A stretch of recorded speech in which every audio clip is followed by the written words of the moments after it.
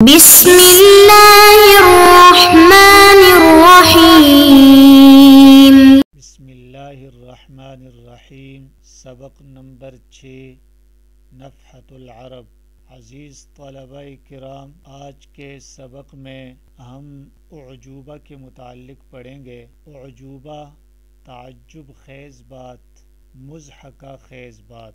اعجوبۃ قرأ بعض المغفلین فی بیوت بالرفع فقال له شخص یا اخی انما القراءة فی بیوت بالجر فقال یا مغفل اذا كان الله سبحانه وتعالى قال فی بیوت اذن الله ان ترفع تجرها انت لماذا۔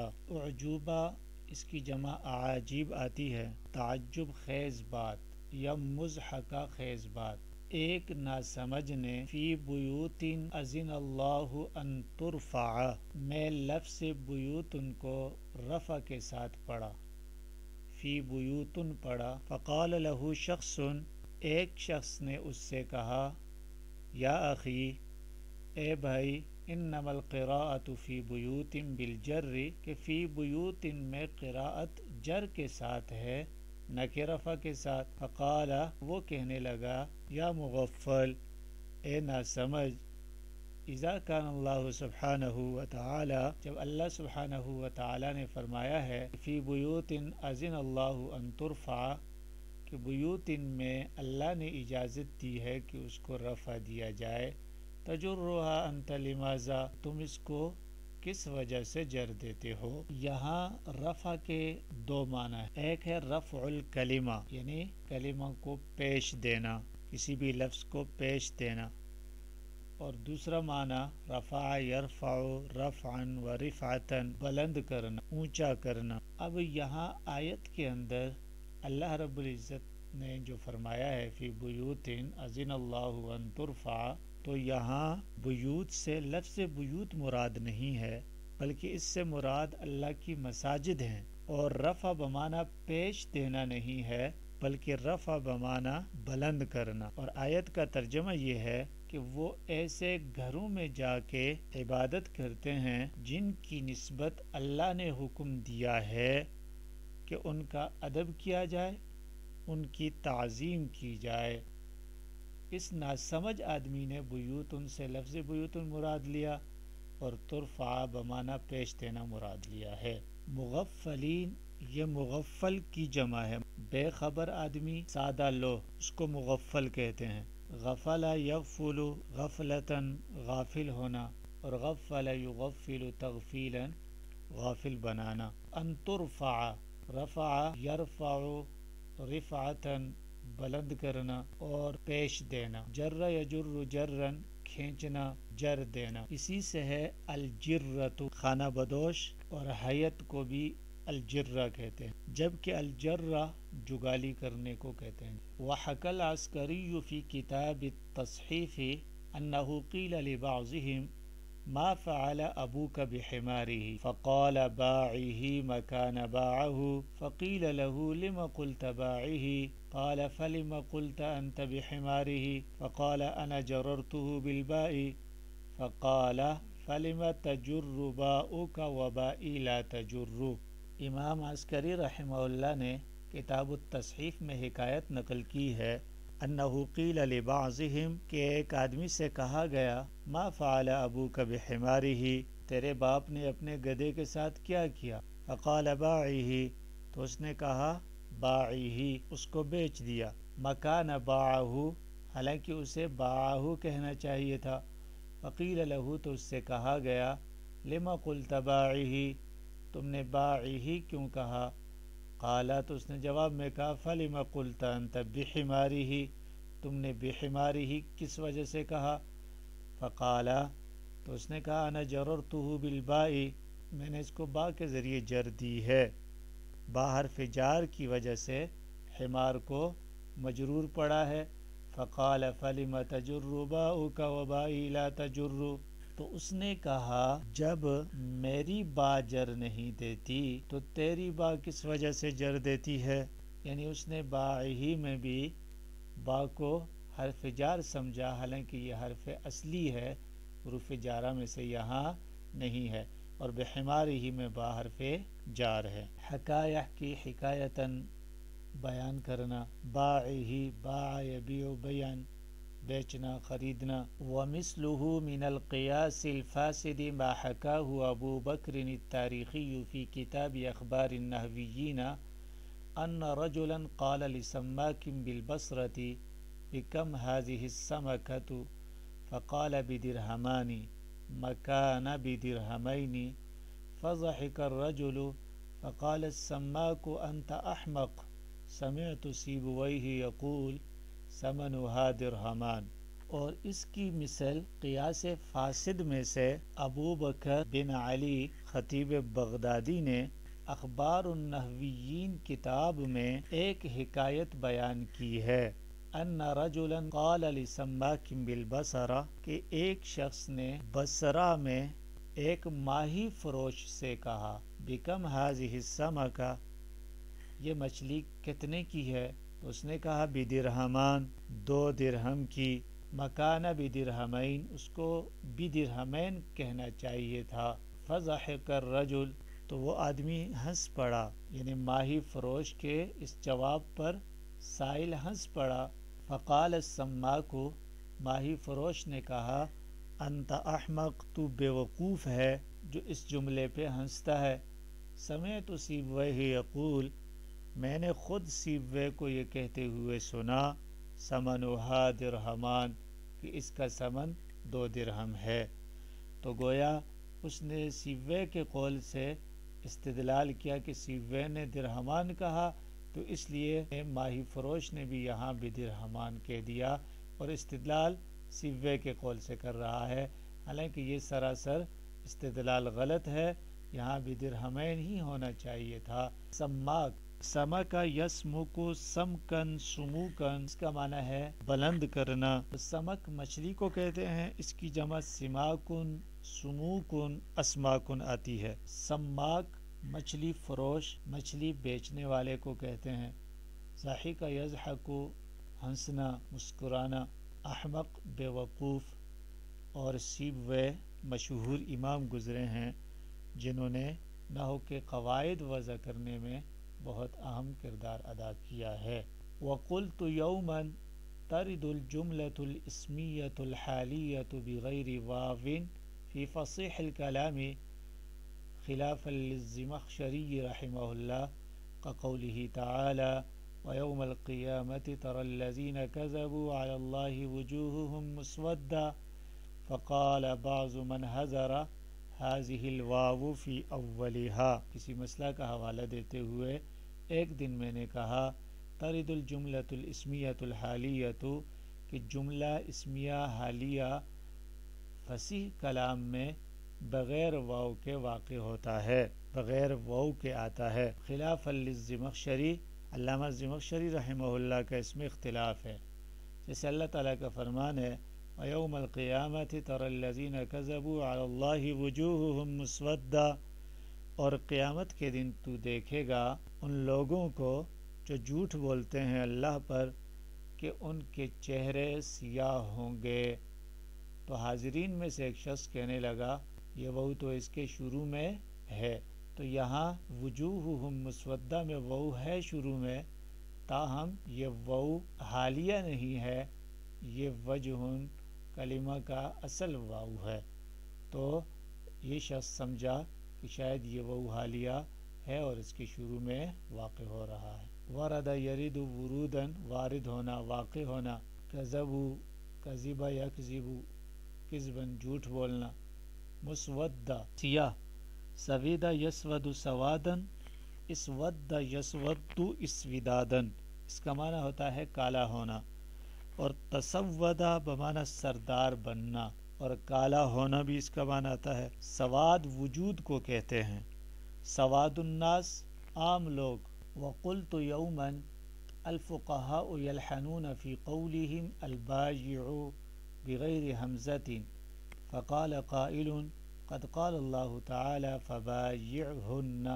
وقلت یوما ایک دن میں نے کہا کہ فقہا البایع بغیر حمزہ کے جو پڑھتے ہیں اپنے قول میں، اس میں یہ لوگ غلطی کرتے ہیں۔ ایک کہنے والے نے کہا کہ اللہ تعالیٰ فرماتے ہیں فبایعہن، یعنی بغیر حمزہ کے اللہ تعالیٰ نے بھی فبایعہن فرمایا ہے، تو آپ کیسے کہہ رہے ہیں کہ بائے میں فقہا غلطی کرتے ہیں؟ حالانکہ یہ بایبیع سے اسم فاعل کا صیغہ ہے، حمزہ کے ساتھ ہے بائعن، اور جبکہ بایع یبایع مبایعتن سے فبایعہن ہے، اس کا معنی بیعت کرنا۔ اس نے دونوں کو ایک ہی سمجھا۔ وقال المامون لأبی علی المعروف بأبی یعلی المنقری بلغنی انک امی وانک لا تقیم الشعر وانک تلحن فی کلامک فقال یا امیر المؤمنین اما اللحن فربما سبقنی لسانی بالشیء منہ واما الأمیۃ وکسر الشعر فقد كان النبي صلى الله عليه وسلم أميا وكان لا ينشد الشعر فقال المامون سألتك عن 3 عيوب فيك فزدتني عيبا رابعا وهو الجهل يا جاهل إن ذلك في النبي صلى الله عليه وسلم فضيلة وفيك وفي أمثالك نقيصة وإنما منع ذلك النبي صلى الله عليه وسلم لنفي الظنة عنه لا لعيب في الشعر والكتاب وقد قال تبارك وتعالى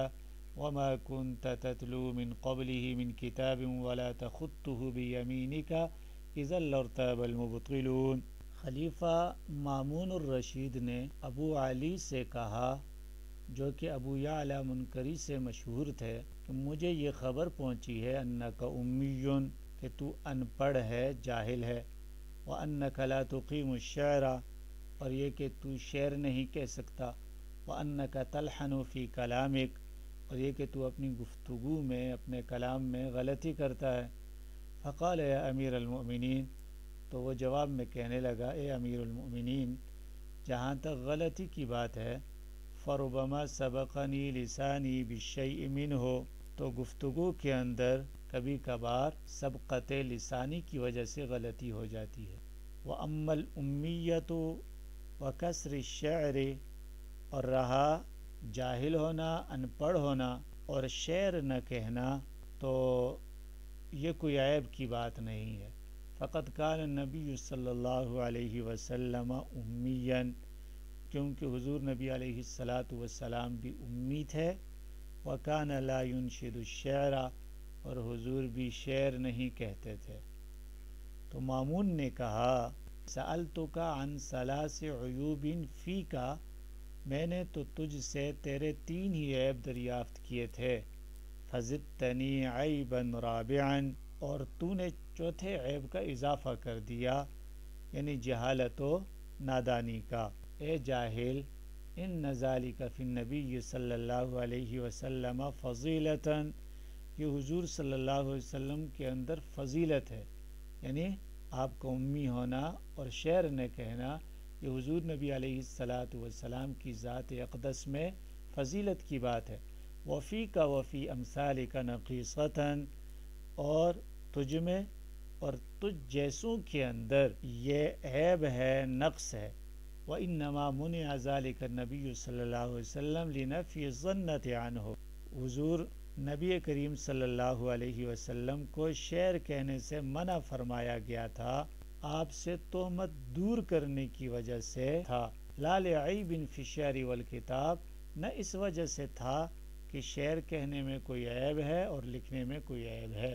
وقد قال تبارک و تعالی، جبکہ اللہ تبارک اور تعالی فرماتے ہیں وما كنت تتلو من قبله من كتاب ولا تخطه بيمينك اذا لارتاب المبطلون، وما كنت تتلو من قبله، نہ تو تو اس سے پہلے کوئی کتاب پڑھتا تھا اور نہ لکھتا تھا اپنے دائیں ہاتھ سے، تب تو شبہ میں پڑھتے یہ جھوٹے، پھر تو شبہ میں پڑھنے کا امکان تھا، لیکن اس سے پہلے نہ تو آپ اپنے دائیں ہاتھ سے لکھتے تھے، نہ ہی آپ کتاب پڑھتے تھے، اور ابھی اتنا بڑا علم اتنی بڑی فضیلت نبوت کا عطا ہو جانا یہ آپ کے معجزات میں سے ہے۔ تو معلوم یہ ہوا کہ حضور نبی کریم صلی اللہ علیہ وسلم کو جو شعر کہنے سے منع کیا گیا تھا وہ آپ سے تہمت دور کرنے کی وجہ سے تھا کہ نعوذ باللہ کفار و مشرکین کا دعویٰ تھا کہ حضور شاعر تھے، ساحر تھے، تو حضور کو اس چیز سے منع کیا تھا تاکہ لوگ یہ نہ کہیں کہ حضور شاعر ہیں اس لیے اس جیسا کلام پیش فرما دیا، ورنہ اپنی ذات کے اندر شعر گوئی اور لکھنا پڑھنا یہ کوئی عیب کی بات نہیں ہے۔ یلحنون، لحن یلحن لحنا لحونا لحانتا، اعرابی غلطی کرنا، اور لحن یلحن باب سمع یسمع سے ذہین ہونا۔ لحن فی القراءہ خوش آوازی کے ساتھ پڑھنا۔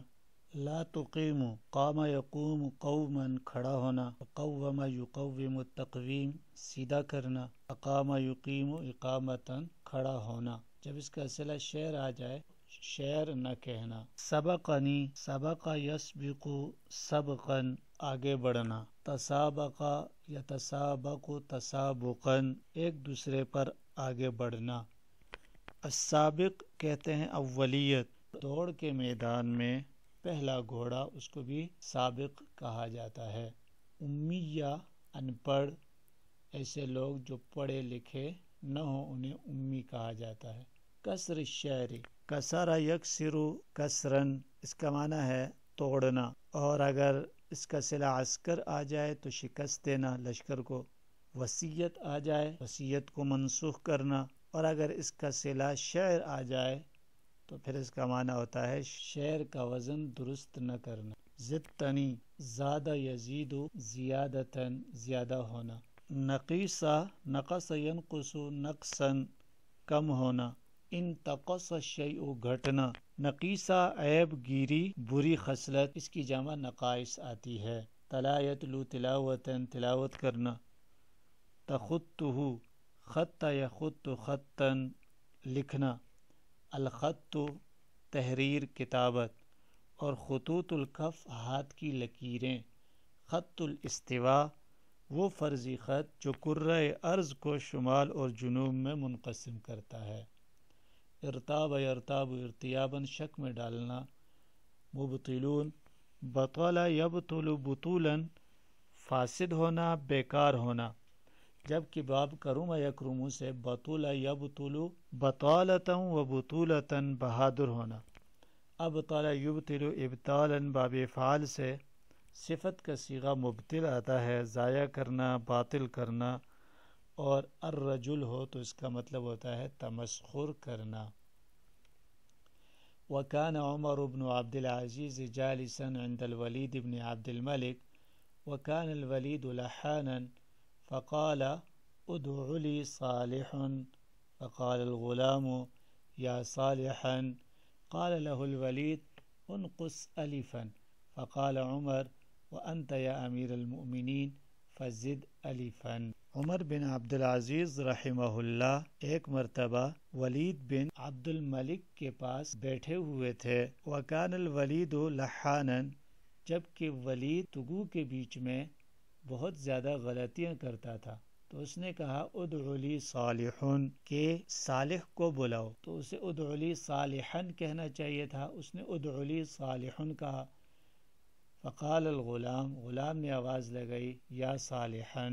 قال له الولید، ولید نے اس غلام سے کہا انقص الفا، کہ اس الف کو گھٹا دو، کیونکہ منادى مفرد معرفہ مبنی بر ضم ہوتا ہے، اس لیے یا صالحو کہنا چاہیے تھا، اس لیے کہا کہ الف کو گھٹا دو۔ عمر بن عبدالعزیز رضی اللہ تعالیٰ عنہ نے فرمایا کہ امیر المومنین آپ الف کو زائد کر دیجئے کہ ادعو لی صالحا آپ کہیے نہ کہ صالحن۔ ودخل على الوليد بن عبد الملك رجل من أشراف قريش فقال له الوليد من ختنك؟ قال له فلان اليهودي فقال ما تقول؟ ويحك. قال لعلك أن تسأل عن ختني يا أمير المؤمنين هو فلان بن فلان۔ ایک مرتبہ ولید بن عبد الملک کے پاس قریش کے معزز لوگوں میں سے ایک شخص آیا، ولید نے اس سے کہا من ختنہ کا، تیرا ختنہ کس نے کیا ہے؟ حالانکہ اس کا مقصد ختن کا پوچھنا تھا، دامادی کا پوچھنا تھا کہ تمہارا داماد کون؟ اس نے جواب دیا فلاں یہودی نے ختنہ کیا ہے۔ قال ما تقول، تو ولید تعجب سے کہا تو کیا کہتا ہے؟ ویحک، تیرا ناس ہو۔ اس نے کہا کہ لعلک ان تسأل عن ختنی، کہ شاید آپ میرے داماد کے متعلق پوچھ رہے ہیں۔ اے امیر المومنین، وہ تو فلاں بن فلاں ہے۔ ختن عورت کی طرف سے رشتہ سسر وغیرہ کا، اور ختنہ یختن ختنن کاٹنا، السبی صلہ ہو تو ختنہ کرنا، جبکہ ختنہ یختن خطونن و خطونتن داماد بنانا۔ تو من ختنہ یہاں ولید کا مقصد دامادی کا پوچھنا تھا، لیکن یہ آدمی سمجھا کہ ختنہ کس نے کیا ہے، تو اس نے فوراً جواب دیا کہ فلاں یہودی نے کیا ہے۔ تعجب کی کیفیت کو دیکھا تو پھر فوراً سمجھ گیا کہ شاید ختن دامادی کے متعلق پوچھ رہا ہے، تو اس لیے جواب دیا کہ وہ فلاں بن فلاں ہے۔ ویحا یہ کلمہ مدح و تعجب کے موقع پہ استعمال ہوتا ہے کہ تیرا ناس ہو، تیرا برا ہو۔